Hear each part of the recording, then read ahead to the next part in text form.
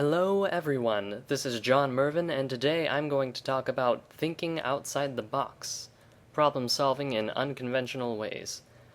And this isn't so much a tutorial as more my thought process behind a tutorial, behind how I achieved this one shot for my short film.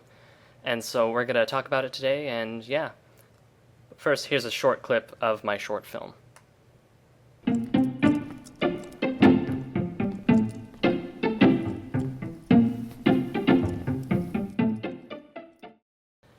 So in this sequence, there is this girl walking along, and she paints in this wall and stuff. And I'm going to talk about specifically this shot right here, where the hand is dragging against the wall, because I had this idea for this shot, and I did a very interesting way, or I thought it was quite interesting, on figuring out how to actually do this. And I actually wrote about this as a blog post article a while ago, but, no one reads anymore, so I thought, hey, I could make this into a video and that'd be good. So yeah, but really what I want to talk about is different manners of going about solving something. Because I'm going to show you how to make this using dynamic paint, but I'm going to do it intentionally the wrong way. Show you how whenever you think outside the box and do something in an unconventional way, you can actually achieve some quite interesting results. So let's get started. Go over to default. And I have this little fake scene set up, which is basically the same thing. There's a paintbrush running along. And whenever you're going to make this shot, you think, okay, so I'll just do this with dynamic paint, right? So let me full screen, because this little edge right there is bothering me. Okay. So I'm going to make this with dynamic paint. You add the simulator to both, add the brush to that, go over here, add a canvas. And, it's like, hey, my job's done. Well, not quite. We need to set this to be image sequence because we're going to use it later as a mask to paint in the actual thing. But set it to image sequence, then add a new image. Make sure it's long since this is a long wall floor segment. So add the new image, set it to be width 1024 by height 4096, 96, 97, 96, okay, 4096.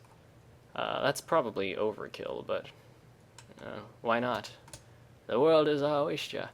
Okay, so you're gonna have that set up and then set out the output to be wherever you want, except I did this already, which is why all of these segments are already in.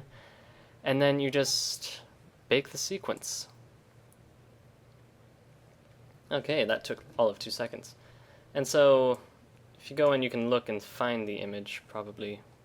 Oh, I also want to set the color of this brush, because it's set to blue and I don't actually want that. I want maybe just pure white. Okay, I'm going to rebake this. Okay.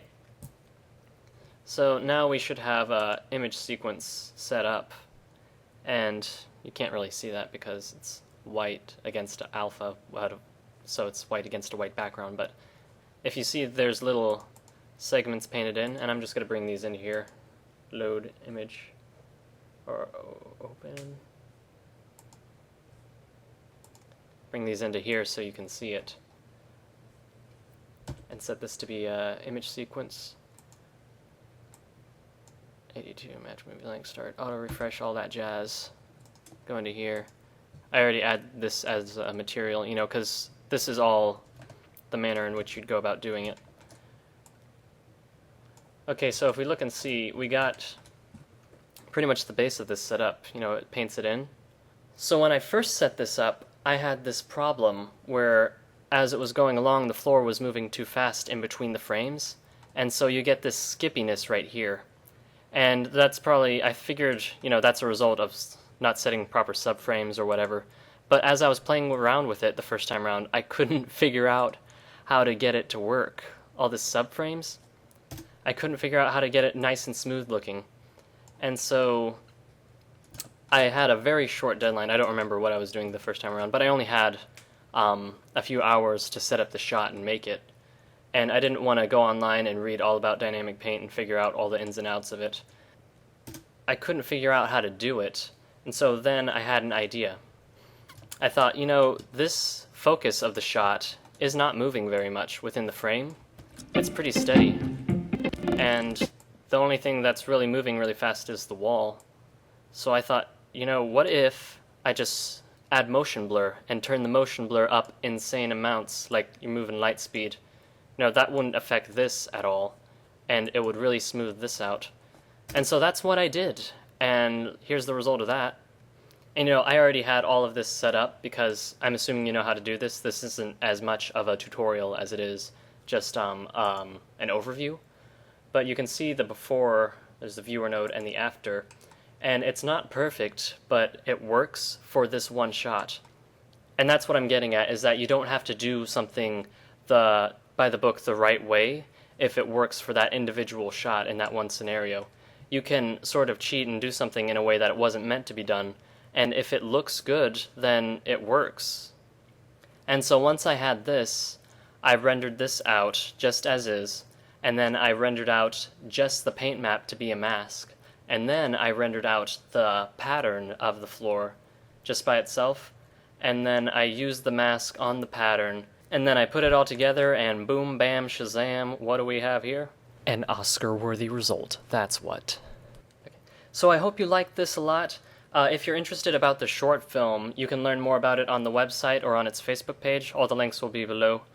And it's going to be released sometime around December, currently is the plan. But yeah, give it a like and a follow and all that jazz, and I'll see you then.